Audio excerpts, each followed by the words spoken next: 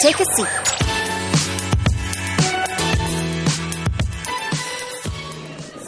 This is basically where we have trouble.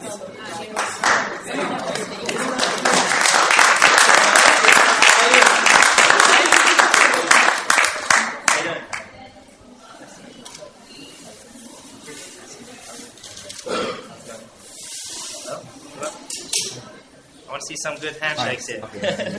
There you go. Right, Yeah, I was thinking Singapore drivers. Yeah. So Singapore drivers, and these are the younger drivers. Karting. So how old is everyone? 8 years. We have people from 8 years old. So you're 8? I'm 10. You're 10. No, 13? 13?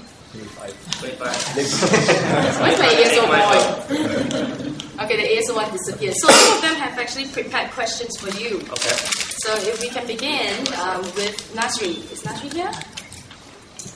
You can just ask your question to this. My question is, I know F1 driver needs to be fit. So you would like to know what do you do in one day and how long? What do I do to keep fit or for the race? So in go-karting was where I think my body began to develop. So we did a lot of races I raced in the UK and it wasn't that physical. When I went to Italy and Europe, very sticky tyres, the British don't, super special tyres and everything. With these, then I started to build muscles that I'd never seen before. But then I realized that it was getting too tough. So I started doing a lot of running. Your cardiovascular, so lots of running is very important, cycling, but also getting your body ready for the time of the race. So I did all my training at the same time as we have a race. And we have Kenneth, who started go-karting at 9 years old. Kenneth. I know how do you get familiarized with every new track you go? This is, for me, is the easy part. I think I had to develop a skill, especially as I got to single-seaters, more so when I got to single-seaters. So for Formula 3 and GP2, I was racing the Formula 1 circuits. And I knew that maybe next year I would race Formula 1. I did 2007. So I had half an hour practice, so 13 laps to learn a circuit. And so I tried some computer games. I always walk the circuit. Every other driver I know, they get on a scooter and they drive around the circuit on a quad bike or something, and they learn nothing. If you walk the circuit with your engineer, you take in more information. You can stand on the curb. You can check different apex. You can check all the braking spots, the bumps, and all these things help with your taking references. Brake references, turning points. All these things, they come to real slow motion. So when you go back out, you have a much better sort of base to work on. And Joshua, who is 18 and Not to mention, you should always need to learn to walk before you run. So when you go back out, you take your time. You take your time to learn. It doesn't matter what everyone else is doing. Forget if they're flying past you or anything. You focus on your job and learning at your speed. Joshua go-karts every weekend as well. What advice would you give to the youth in Singapore if they want to pursue a career in motorsports? My advice would be, I don't know if I'm sure you have like an indoor karting place here. I think you have to be very confident in your abilities. It's easy to just think, okay, I'm going to be a Formula 1 driver, I'm going to make it to the top. You have to have the belief in yourself. I think most importantly, you need your family support. For me, my family has been a supportive thing for me. Without them, I wouldn't be sitting here today. And then if you're given the opportunity, you don't waste it. A lot of people get the opportunity and think, I'm here now, it's going to be easy, but I had to work so hard to win championships, to stay focused. No one told me to wake up and train early in the morning. I get myself up sometimes, 5 a.m. I go for a run, or whatever part of the day. I've really had the determination for myself.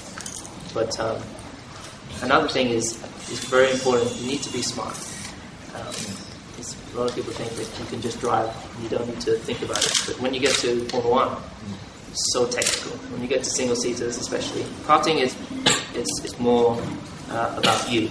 But in single-seaters, you need to know everything about the car. So rollbox, suspension, ride heights, all these different things.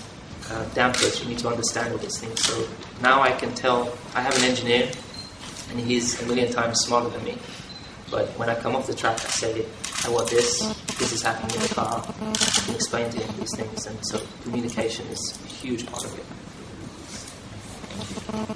Well, we have our younger go-karters who also have questions for you. Some of them prepared. And Ross is 13 years old, and I like the helmet, they're really cool.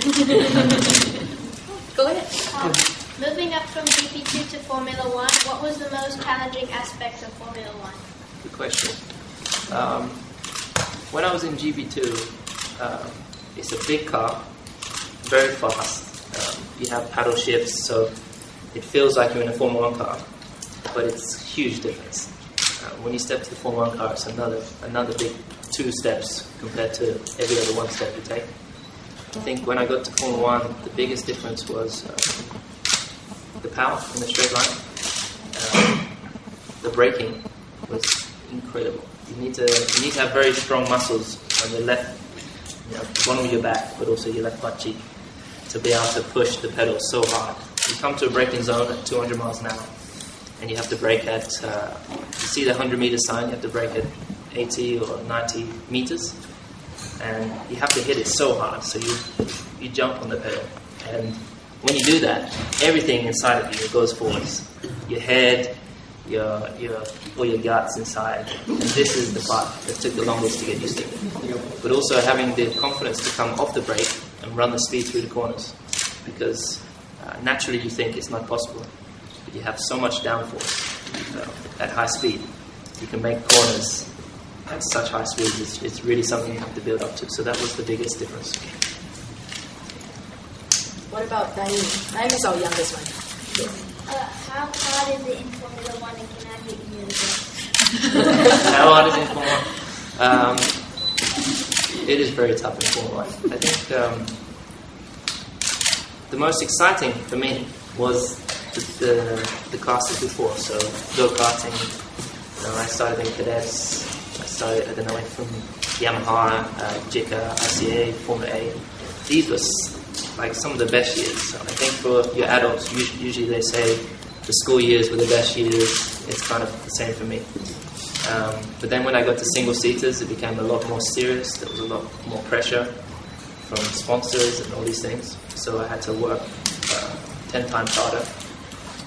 But now I'm in Formula 1, it's, even though I'm here, I have to start again. I have loads of so last year I had to learn even more about the car, because the suspension is different to normal cars. The power, the engine, the data. You have to learn so much about using the data on your own.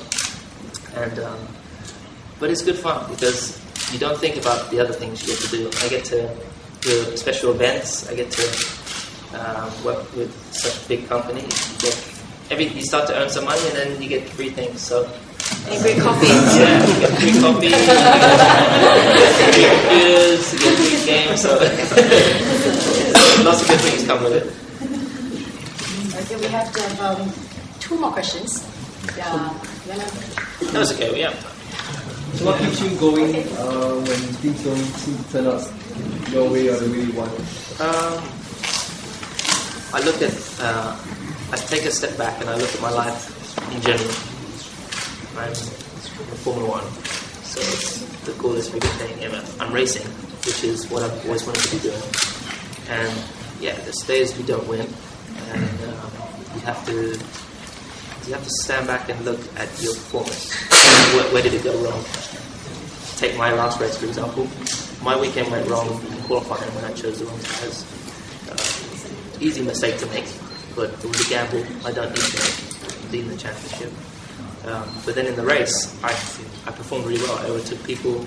I turned any negative energy I had from the day before. I took the positive from it, looked on the bright side of it, and I moved forward. And that's always it's easy. But I'm sure you feel it when you have a bad race. You feel so bad inside, and you just want to kick something. You want to have, I don't like losing. I'm sure you don't. But you have to control it. The smarter you are about it, and the stronger you are mentally, the better you'll come to the next race. So I had not such a great race in the last one, but I come here stronger just from that thing. But all the experiences I had, and even for you kids, all the bad times you have racing, they just make you stronger. It's how you come to the next race. Just makes you stronger and stronger. There's going to be times where you have bad races, for sure, because even I have them. And it's how you come to the next race. So you wake up the next day, you go training, you do a hard run, you feel good, you feel strong, you come back to the next race, you feel good. That's such an important thing for me.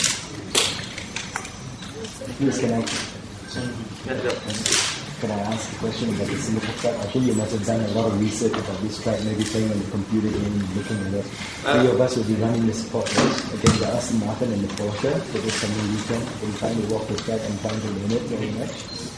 Well, it's going to be it looks very tough. Yeah. I mean, we've done a couple of street circuits. Valencia, that was not so hard to learn, but this one was the hardest. So I got on the simulator, and I didn't know where turn 1 was. It took me more laps than usual to learn. But turn 1, the combination of turn 1, 2, and 3 was a bit unique. It's a bit, you attack. At the end of the day, you don't have much distance to travel after turn 1, so it was all about carrying as much speed through turn 1, and then you just take care of turn 2 and turn 3. Turn 3 had to get a strong exit from there. Turn 4 was about minimum speed, getting a good exit on the straight. Turn 5 against turn 6. I mean, there's 25 corners, so the trick is, I think the biggest point was not braking too late. And there's a lot of flowing corners. It wasn't about braking the latest. It was about perhaps braking a little bit earlier, come off the brakes earlier, and having more minimum speed. That's where all the time is minimum speed. The sweeping medium speed corners. Okay, we're going to end off the session, with Mr. Chiu has the last question for Louis. How long did it take you to go from karting to F1? How many years? Not many people know this, but I raced karts. I got my first go-kart when I was 7, and I was just coming up to 8. So I raced from 8 years old when it's legal. 8 years old, and I finished go-karting in 2001, and I was in former Super A at the time, and I did that for 1 year, but I had an opportunity to stay another year, and I wish I did, because at the time I was keen to move up to the next class, but I wish I stayed, because I think in that next year I could have won the World Championship, had a better opportunity, but then I'd be here. I probably would have missed my opportunity now, so I think the key was not rushing too fast. So you get to single seaters, and some people stay in one class for 1 year, and they believe they're ready for the next class. I think it was always best to stay in for 2 years. So when you get to whatever class I was in for at least 2 years, and I learned for only the first year, and the second year I attacked, and I won. So it's kind of what I'm trying to do this year. So we should spend more time in karting before we go to the next car. I think so. Karting is where you learn. So for the youngest, karting is where you learn everything. So when you watch my racing now, all the overtaking maneuvers you see, I got it from karting. Because in karts you have wheel-to-wheel racing. Where I am now, it's so hard to overtake. It's almost impossible. And unless you've really learned how to analyze positioning and everything in karting, you won't be able to do it. So the more you learn now in karts, the better. Well, you have met the races, and if you still don't know when's the actual race date, this is it. So hope to see you at the race circuit on the coming Sunday. Goodbye. Take a seat.